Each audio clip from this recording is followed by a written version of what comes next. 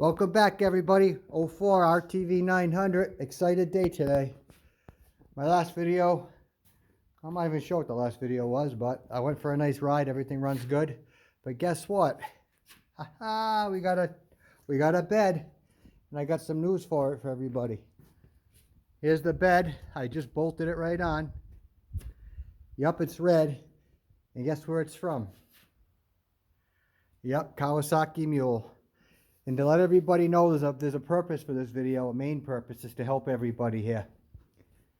The Kubota bed. This is how it's made. Mine is junk. For a main reason, just like a lot of other ones out there. And if it isn't right now, it will be. Inside of this square tubing, water sits. And if you're in a climate that's cold, it turns to ice. It will make this square tubing round. It will bow out. It'll crack it on the edges where it bows out. And of course, then it turns to this rod. So if you have a bed, I don't care if you have a new machine or not, I would personally drill a couple small holes, 3/16 holes. Yeah, 3/16 would be ideal. In here, even don't say there's holes here, doesn't matter. Don't worry about it. You can drill it in here if you don't have holes there already. Some beds do, some don't for the fenders. Drill a couple holes in here. You're not going to weaken it up with a 3/16, especially in here. This tube right here that goes across, there's no way for water to get out if it gets in there, and I know it will get in there, and I'll show you why in a minute. Especially on the other machine. It will bow out, crack, and it will rot. And I just found that out from this bed here. I got this bed for $200, no tailgate, but it's a really nice bed. I have a Duraliner for it, that's why it's such a nice shape inside of here. Picked it up yesterday. And just now, as I was straightening out some of the dings and dents, I noticed I should have taken a video of it. I didn't. My fault. Right here, where the hinges are, on both sides, and I'll show it to you, was rounded and bowed out. It started cracking. And when I turned it up on its edge, we haven't had rain where this has been for a week. Well over a week. No rain. I didn't wash this or nothing. I turned this up and water came out. Probably, I don't know, a good 12 to 16 ounces of water poured out of here up on my truck bed when I was working on it. That's what made me to look and see what happened. Drill holes in here. Let the water out. Put some fluid film in there and save yourself a problem. Right here, this is a fairly new bed. This right here was all rounded. Rounded right out, like almost like it was piped. This is square tubing coming down. It looked like a pipe here. And then also back here looked like a pipe. Water gets stuck in here, freezes if you're in a cold climate, and you'll see where it was cracking the seams of the square tubing on the bottom and on the top. This bed's coming off. I was just fitting it. I wanted to show everybody that these are the same beds. Kawasaki Mule, Kubota RTV. They're not plug and play by any means, but they are the same bed, and it will go right onto your I'm sorry, there's so much going on in my head right now. It'll go right onto your RTV, the Kubota RTV, vice versa. Mule bed, Kawasaki Mule RT. There's only a couple companies that make beds that made the exact same way. When I look at the bed here, you can measure it, and it's all the same as that right there. The sides bolt on the same way. The pattern's off just a little bit on the bolt pattern, but they both bolt on the same way. They're put together the same. Even the hinges were bolts onto the back of the chassis. I did nothing. I did nothing but place it on here, put the bolts through. They're the same bed. I wasn't aware of that until I was doing this today. I thought I was going to have to change more. This, however, was a manual dump bed. And look at this. Even being a manual dump bed, where this rod was, It even has the lock on the Kubota for the same thing. It fits the exact same way. I have to weld in, take the brackets off of there for my my Kubota bed, cut them off, and weld them on here for my hydraulic piston, of course. And now I'll show you what I'm going to do for the gate. The tailgates, I didn't have a tailgate for this. I have my old tailgate, which is junk. What I'm going to do is take the hardware, take the latches off of this. Everything that I need off of this, the latches. And I'm going to use my sides for my Kubota bed were decent. Not perfect, but decent. Let me show you here. That's the back. This is one side here.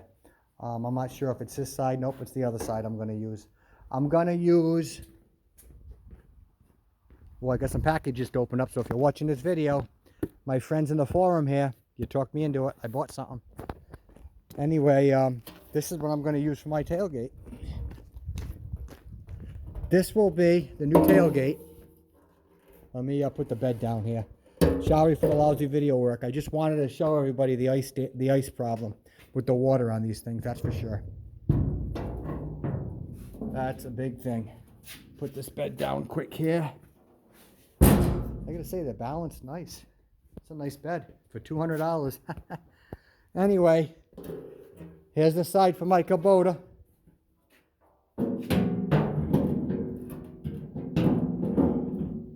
Again, I'm sorry for the lousy video work, but here we go. Kubota RTV diesel. Here's my new tailgate. It's a little short. It's tight up on the other side, but this side's short. Now I'm either going to add 1 inch. It's 2 inches short. I'm either going to add 1 inch on each side, make it really strong, and put my new hinges up against this thick steel. Or I'm just going to section this. I'll take a section out of the middle and open it up, which is a little bit more work. I mean, I can use the other. Actually, if I cut this right down the center, let me see if this will stay. I don't know. If I cut this right down the center, I'm thinking now as I'm videoing. If I cut that down the center, that's exactly what I'm going to do. Cut this down the center. Cut my other side, because, you know, obviously it's not that good. It's all rotted on the bottom, so I'm not wrecking something good. I'm going to take a section out of this that's 2 inches wide. I'm going to add the 2 inches to this, and we'll open it right up. So then I'll have a perfect. It'll be the right width, because it's like I said, 2 inches shorter. And then I'll take the hinges and everything off of my old gate, weld them onto here. But I'm going to change it. I hate having to have 2 hands. And everybody out there, I'll videotape this, because I'm sure a lot of people out there hate the idea of having to have 2 hands to open up your tailgate. I'm going to convert both of those, so both of those latches will open from the center with a spring. It'll be spring loaded. When you push up on a center handle, both sides will open. I'm going to do a video on that next. So if you're liking what you're seeing here, watch that. So yep, I'm going to section this. Of course, I'm going to paint this bed. I'm not sure what color I should paint it.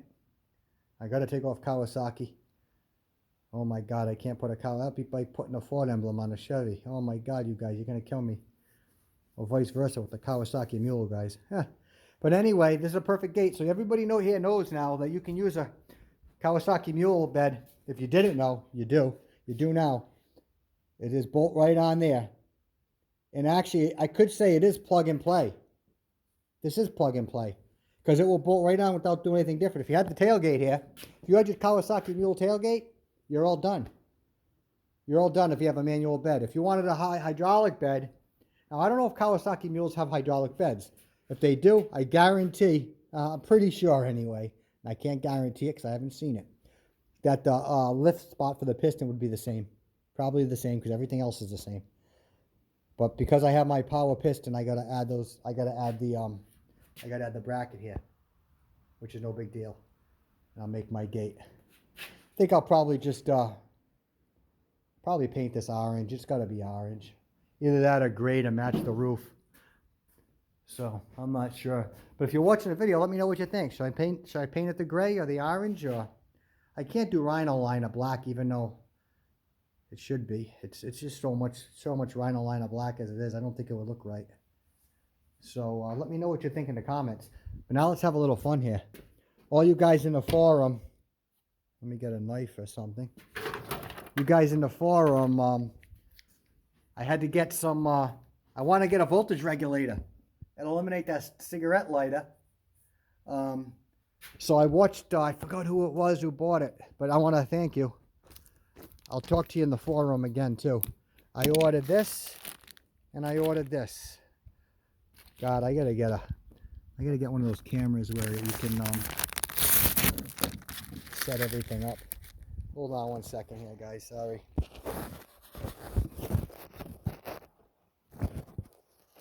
This is terrible. I'm trying to videotape. You guys are gonna get sick over here on me. You're gonna throw up on my nails. I'm excited. I'm excited about this. This isn't mine. I didn't order this. The heck is this?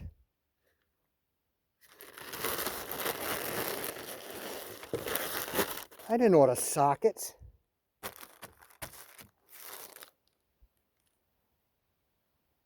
Oh my God. You gotta be kidding me. Hope this is right. Oh God. This is typical with the postal office. As usual. I can't even say it's the postal office. It's not the postal office. This is ridiculous. Well, I ordered, what I was supposed to have was the cigarette lighter plug, the digital plug with the new one with the on-off switch, with the dual USB plug port that you guys talked about in the video. Oh, wow. I did get it. Huh. This is ridiculous. I don't know what's going on here. Why did I get free sockets? They better be free. I didn't order them. It's my name. I better not have paid for them. I got a couple 10mm sockets. Oh. I wonder who did, how the heck did that happen? All right. I'm happier. Hey guys, check it out. I got my my plug you guys were talking about, man. And everybody who hasn't watched this thing is great. This sucks with one hand. I got to get a GoPro. Hold on, guys. Sorry, I'm going to pause this for 1 second. Okay, we're back. I'm excited about this, guys. Thanks. This is the, I'm going to put this where the cigarette lighter goes. Or you can put this anywhere on the dashboard.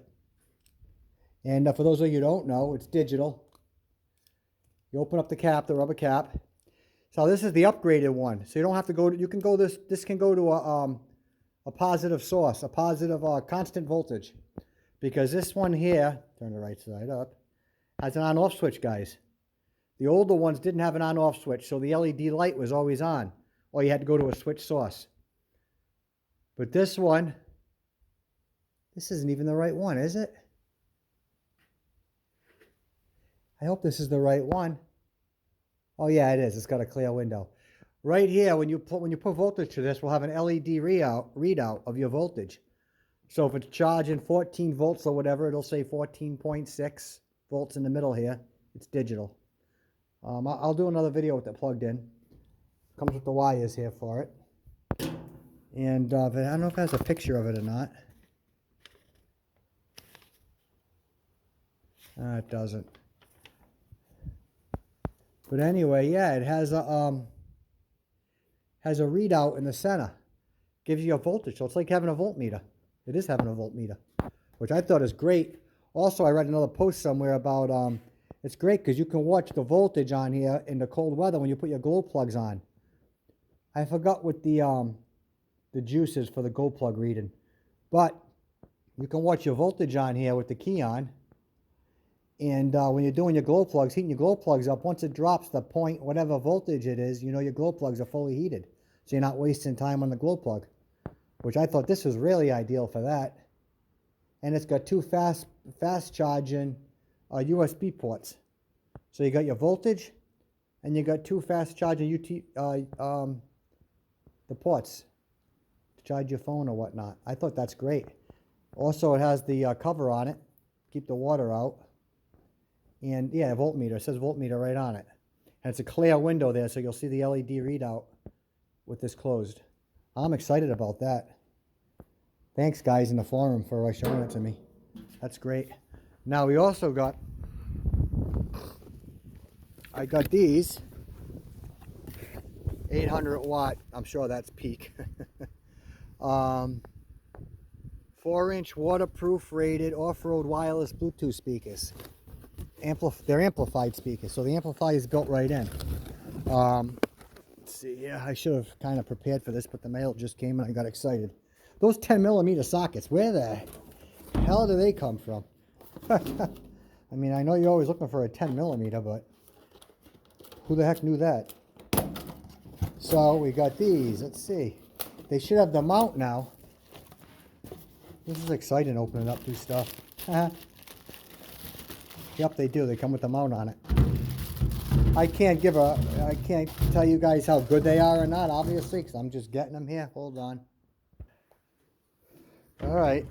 So here's the speaker, and it comes with the mount for like put on a boat or on the UTV. So these are gonna be nice. I don't know where I'm gonna mount them yet, but heck, there's lots of different places to mount them. That's for sure. I can obviously make my own mount if I wanted to, obviously.